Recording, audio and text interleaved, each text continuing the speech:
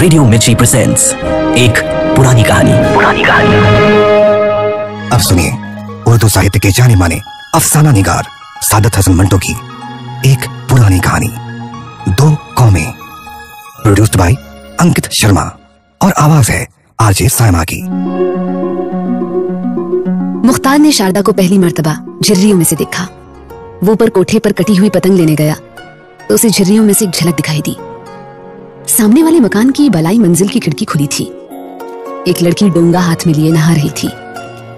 मुख्तार को बड़ा ताज्जुब हुआ कि ये लड़की कहां से आ गई, क्योंकि सामने वाले मकान में कोई लड़की नहीं थी। जो थी ब्याही जा चुकी थी, सिर्फ रूप कौर थी।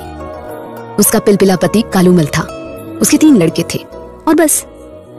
मुख्तार ने पतंग उठाई और ठिठक के रह गया। लड़की बहुत खूबसूरत थी। उसके नंगे बदन पर सुनहरे रोए थे। उनमें फंसी हुई पानी की नन्ही नन्ही बूंदें चमक रही थी।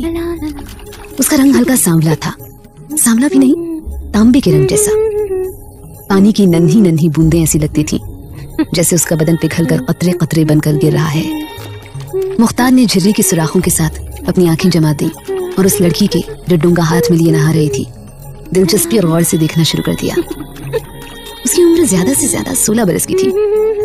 गीले सीने पर उसकी छोटी छोटी गोल छातियां, जिन पर पानी के कतरे फिसल रहे थे, बड़ी दिलफरेब थी। उसको देखकर मुख्तार के दिलो दिमाग में सुफली जज्बात पैदा न हुए। एक जवान, खूबसूरत और बिल्कुल नंगी लड़की उसकी निगाहों के सामने थी। होना ये चाहिए था कि मुख्तार के अंदर जवानी के एहसास जागते, मगर वो बड़े ठंडे एहसास से उसे देख रहा था, जैसे कोई चित्रकार एक तस्वीर देख रहा हो। लड़की के निचले होंठ के आखिरी कोने पर बड़ा सा दिल था, बेहद मतीन, बेहद संजीदा, जैसे वो अपने वजूद से बेखबर है, लेकिन दूसरे इसके वजूद से आगाह हैं, सिर्फ इस हद तक कि उसे वहीं होना चाहिए था जहाँ की वो था। बाहों पर सुनहरे रोए पानी की बूंदों के साथ लिपटे हुए चमक रहे थे। उसके सर के बाल सुनहरे नहीं, भोंसले थे, जिन्होंने शायद सुनहरे होने से इनकार कर दिया। जिस्म सुडौल और गदराया हुआ था, लेकिन उसको देखने से उत्तेजना पैदा नहीं होती थी। मुख्तार देर तक झिर्री के साथ आंखें जमाए रहा। लड़की ने बदन पर साबुन मला। मुख्तार तक उसकी खुशबू पहुंची।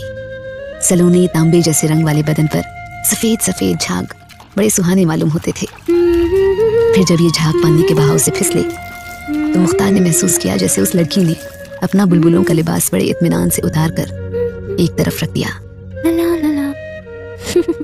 नहाने के बाद लड़की ने तौलिए से अपना बदन पोंछा।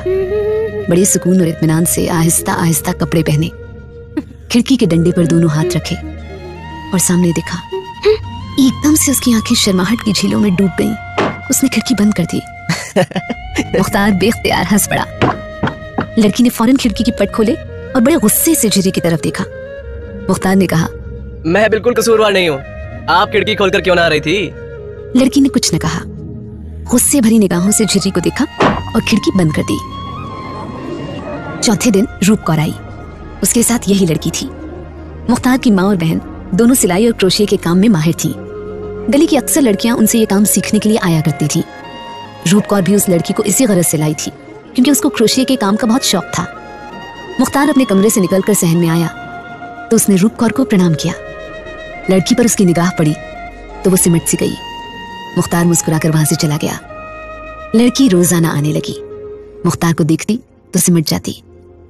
आहिस्ता आहिस्ता उसका ये रद्द अमल दूर हुआ और इसके दिमाग से यह ख्याल किसी कदर थोड़ा कम हुआ कि मुख्तार ने उसे नहाते देखा था।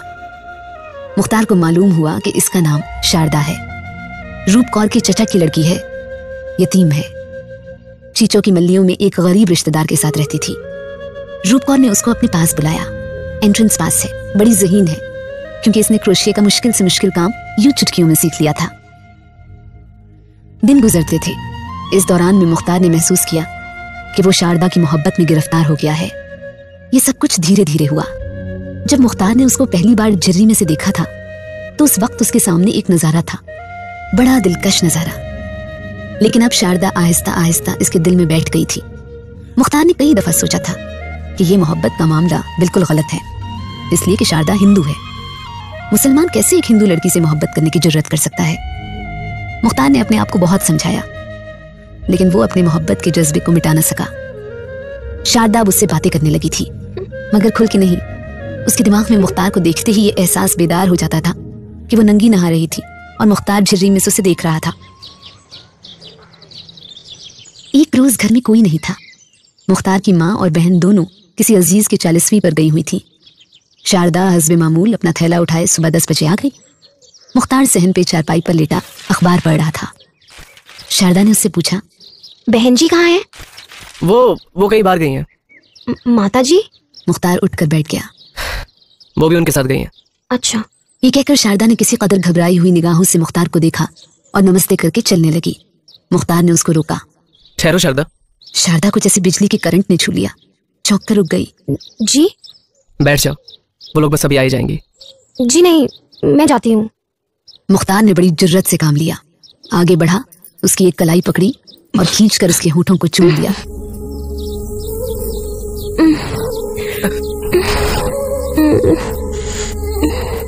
ये सब कुछ इतनी जल्दी हुआ कि मुख्तार और शारदा दोनों को एक लख्ते के लिए बिल्कुल पता न चला कि क्या हुआ। इसके बाद दोनों लरजने लगे। मुख्तार ने सिर्फ इतना कहा, मुझे माफ कर देना। शारदा खामोश खड़ी रही। उसका तांबे जैसा रंग सुर्ख पड़ गया था। होठों पे कपकपाहट थी, जैसे वो छेड़े जाने पर शिकायत कर रहे हों। मुख्तार अपनी हरकत और इसके अंजाम को भूल गया। उसने एक बार फिर शारदा को अपनी तरफ खींचा और सीने के साथ भींच लिया। शारदा ने इसका कोई विरोध न किया। वो सिर्फ हैरत में खड़ी हुई थी। वो एक सवाल बन गई थी, एक ऐसा सवाल जो अपने आप से किया गया हो। वो शायद खुद से पूछ रही थी, ये क्या हुआ है, ये क्या हो रहा है, क्या ऐसा होना चाहिए, क्या ऐसा किसी और से भी हुआ है? मुख्तार ने उसे चारपाई पर बिठा लिया और पूछा, तुम बोलती क्यों नहीं हो शारदा? शारदा के दुपट्टे के पीछे उसका सीना धड़क रहा था। उसने कोई जवाब न दिया। मुख्तार को शारदा की ये चुप्पी खाई जा रही थी। बोलो शारदा, अगर तुम्हें मेरी हरकत बुरी लगी हो तो कह दो। खुदा की कसम मैं माफी मांग लूंगा। तुम्हारी तरफ निगाह उठाकर भी नहीं देखूंगा। मैंने कभी ऐसी हिम्मत नहीं की होती, लेकिन न जाने मुझे क्या हो गया। दरअसल मुझे तुमसे मोहब्बत है। शारदा के होंठ हिले, जैसे उन्होंने लफ्ज़े मोहब्बत अदा करने की कोशिश की है। मुख्तार ने बड़ी गर्मजोशी से कहना शुरू किया, मुझे मालूम नहीं तुम मोहब्बत का मतलब समझती हो या नहीं। मैं खुद भी इसके बारे में ज्यादा जानकारी नहीं रखता। मैं सिर्फ इतना जानता हूँ कि मैं तुम्हें चाहता हूँ। तुम्हारी सारी हस्ती को अपनी इस मुट्ठी में ले लेना चाहता हूँ। अगर तुम चाहो तो मैं अपनी सारी जिंदगी तुम्हारे हवाले कर दूंगा। शारदा, तुम कुछ बोलती क्यों नहीं हो? शारदा की आंखें मानो ख्वाबों में खो गई हों। मुख्तार ने फिर बोलना शुरू किया, मैंने उस दिन झिर्री में से तुम्हें देखा नहीं था। तुम खुद दिखाई दे गई थी। वो ऐसा मंजर था जो मैं कयामत तक नहीं भूल सकता। तुम शर्माती क्यों हो? मेरी निगाहों ने तुम्हारी खूबसूरती चुराई तो नहीं। मेरी आंखों में सिर्फ उस मंजर की तस्वीर है। तुम उसे जिंदा कर दो, मैं तुम्हारे पाँव चूम लूंगा। ये कहकर मुख्तार ने शारदा का एक पाँव चूम दिया। वो कांप गई। चारपाई पर से एकदम उठकर उसने लर्जा आवाज में कहा, ये आप क्या कर रहे हैं? हमारे धर्म में तो धर्म कर्म को छोड़ो, प्रेम के धर्म में सब ठीक है। ये कहकर उसने शारदा को चूमना चाहा, मगर वो तड़प कर एक तरफ हटी और बड़े शर्मीले अंदाज में मुस्कुराती हुई भाग गई। मुख्तार ने चाहा कि वो उड़कर ममटी पर पहुंच जाए, वहां से नीचे सहन में कूदे और नाचना शुरू कर दे। मुख्तार की अम्मी और बहन आ गईं तो शारदा आई। मुख्तार को देखकर उसने फौरन निगाहें नीची कर ली। मुख्तार वहां से खिसक गया कि कहीं राज फाश ना हो जाए। दूसरे रोज ऊपर कोठे पर चढ़ा। झिर्री में से झांका तो देखा कि शारदा खिड़की के पास खड़ी बालों में कंघी कर रही है। मुख्तार ने उसको आवाज दी, शारदा। शारदा चौंकी, कंघी इसके हाथ से छूटी और नीचे गली में जा गिरी। मुख्तार हंसा। शारदा के होंठों पर भी मुस्कुराहट पैदा हुई। मुख्तार ने उससे कहा, कितनी डरपोक हो तुम। तुम्हें हौले से आवाज क्या दी? तुम्हारी तो कंघी छूट गई। अब मुझे नई कंघी लाकर दीजिए, ये तो मोरी में जा गिरी है। अभी लाऊं? नहीं नहीं, मैंने मजाक किया है। तो मैंने भी तो मजाक ही किया था। तुम्हें छोड़कर मैं कंघी लेने जाता? कभी नहीं। अब मैं बाल कैसे बनाऊं? मुख्तार ने झिर्री की सुराखों में अपनी उंगलियां डाली। ये मेरी उंगलियां ले लो। शारदा हंसी। मुख्तार का जी चाहा कि वो अपनी सारी उम्र इस हंसी की छांव में गुजार दे। शारदा, खुदा की कसम, जब तुम हंसती हो ना तो मेरा रोआ रोआ गमकता है। तुम क्यों इतनी प्यारी हो? ये कमबख्त झिर्री, ये मिट्टी के जलील पर्दे, जी चाहता है इन्हें तोड़ फोड़ दूं। ये हंसी कोई और ना देखे, कोई और ना सुन सके। मैं इसके इर्द गिर्द अपने होठों की दीवारें खड़ी कर दूंगा। आप बातें बड़ी अच्छी बनाते हैं। तो मुझे इनाम दो। मोहब्बत की हल्की सी निगाह इन झिर्रियों से मेरी तरफ फेंक दो। मैं उसे अपनी पलकों में उठाकर अपनी आंखों में छुपा लूंगा। मुख्तार ने शारदा के पीछे एक साया से देखा और फौरन झिर्री से हट गया। थोड़ी देर बाद वापस आया तो खिड़की खाली थी। शारदा जा चुकी थी। आहिस्ता आहिस्ता मुख्तार और शारदा घी शक्कर हो गए। तन्हाई का मौका मिलता तो देर तक प्यार मोहब्बत की बातें करते रहते।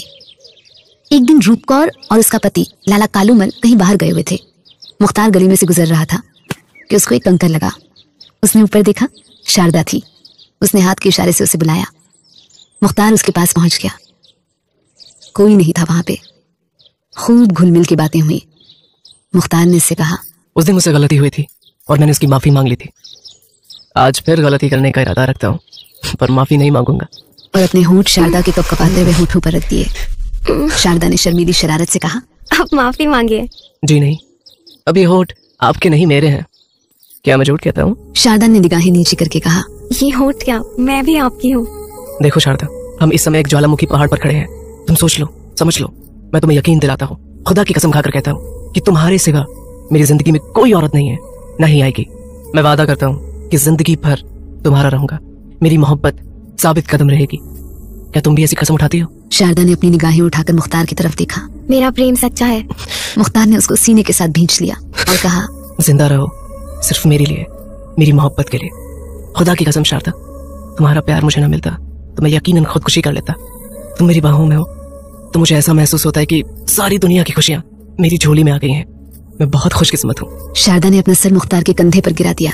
आप बातें करना खूब जानते हैं, मुझसे अपने दिल की बात नहीं कही जाती।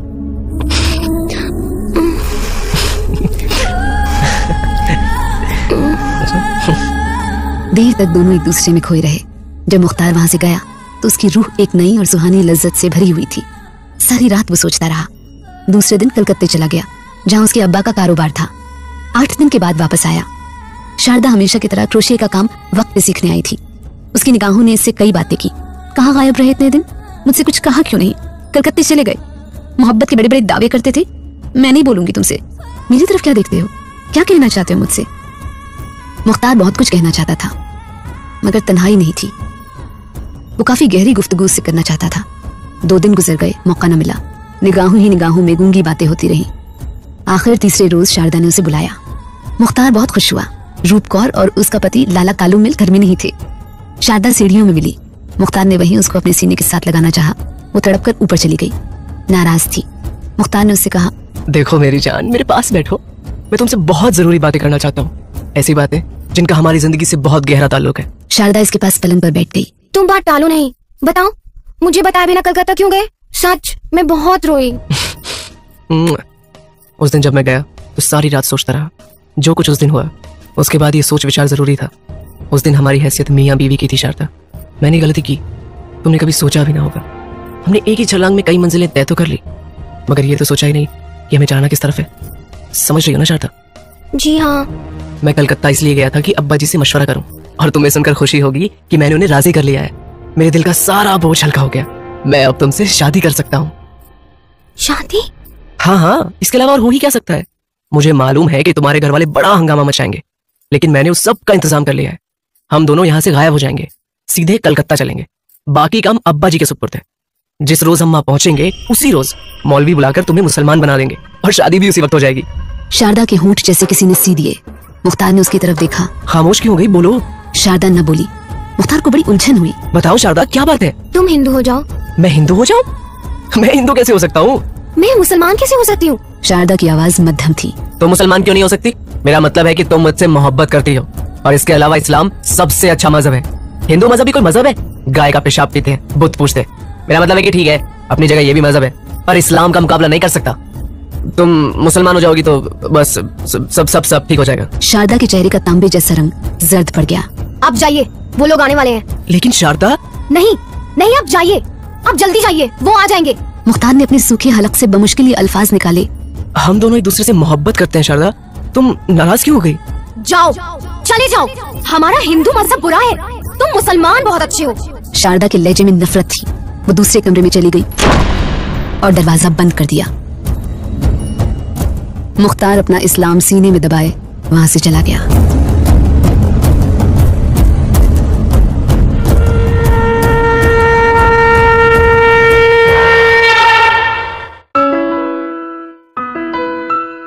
रेडियो मिर्ची 98.3 FM पर अभी आपने सुनी एक पुरानी कहानी, सादत हसन मंटो की 2 कौमें। इस कहानी को दोबारा सुनने के लिए लॉग ऑन करें www.radio